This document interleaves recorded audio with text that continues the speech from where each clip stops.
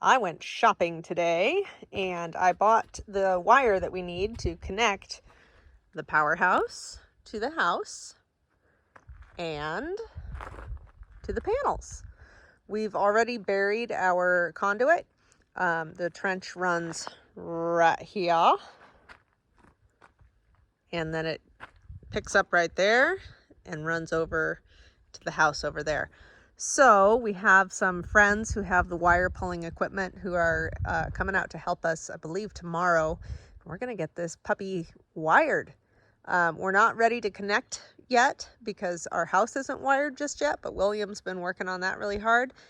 And before too long, we will have ignition. So very, very exciting day here. So it turns out the number 2 wire that we got from my mom is not going to work for us because it won't fit into the receptacle on the control board that we need it to. So I picked up the rest of the wire today and I just went ahead and bought the wire that Advanced Power said to go with in the first place. It was a little bit of extra money, but that's okay.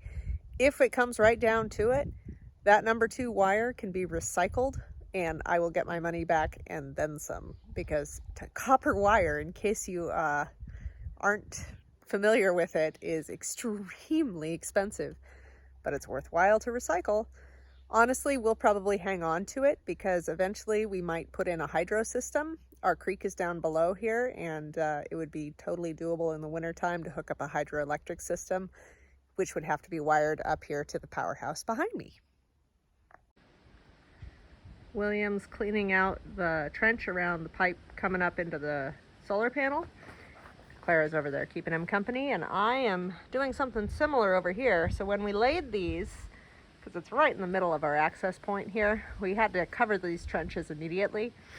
We left them short so that when we were ready to run wire, which we are today, we could put the exact length on that we need to come up just under the house, and that box there is going to be mounted on the other side of this board here.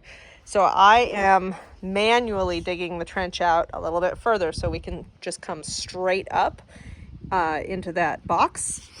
And we didn't go this far with the excavator because we didn't really want to bump our foundation. Always avoid bumping your foundation if at all possible. We put 6 strands of this low voltage wire through the 3/4 inch pipe, that smaller pipe that you saw there. 3 of those strands will be a positive, negative ground for the voltmeter, so we can tell from the inside of the house how our system is doing. The other strand is extra because it's always good where you can to run more wires for future use. William actually scored this whole spool of low voltage wire for free out of a dumpster when he worked for the local garbage company. So 3 cheers for dumpster diving. We're getting ready to run our electrical wire. We buried 2 conduits between our solar panels and our powerhouse to allow for future expansion. Can I talk in the pipe now? You can. And when we did that, we neglected to mark which pipe was which. So and talking to you. yeah, so now we have to figure out which one is which. So I have Clara over there by the solar panel playing telephone. She's talking into the taller pipe, and I can hear that it's coming out. Say something else. Okay.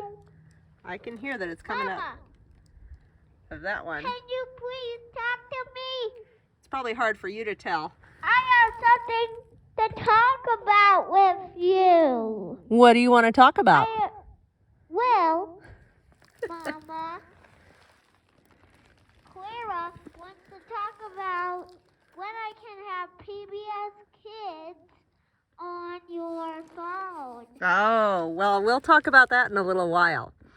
Right now I'm telling people about our trick with telephone and telling which pipe is which. So the longer pipe over there is connected to this pipe on this side over here. Pretty cool. So now I'm over at the panels and we've marked our stick over here so we know which one's which. William is putting our weather tight box in so that when the wire runs up, it'll, and we have flex conduit to do that. We'll throw a coupler on there and then it'll come inside and be ready for advanced power to come help us hook it up and make sure everything's in the right spot. Alright, we get a snake through the hole, we got our wires, and just like this. Something we had to do was put tape on here every couple feet. Keep our wire together. Would have been super useful if they did that at the store when we picked it up, because we just spent like 20 minutes untangling 3 wires.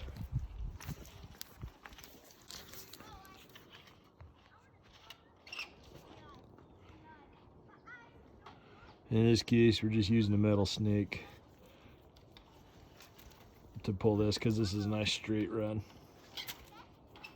And just like that, our wire's pulled through. We're gonna run a short piece of flex from here up into here, and we'll just feed that through the flex pretty easy into that box. Same thing with the powerhouse over there.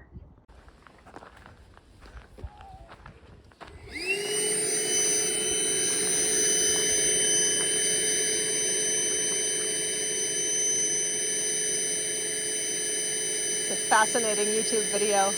It doubles as a seat. I see that. So there's a little battery-powered shop vac sucking through just a small string of nylon, basically, I think. It's called a mouse. Oh.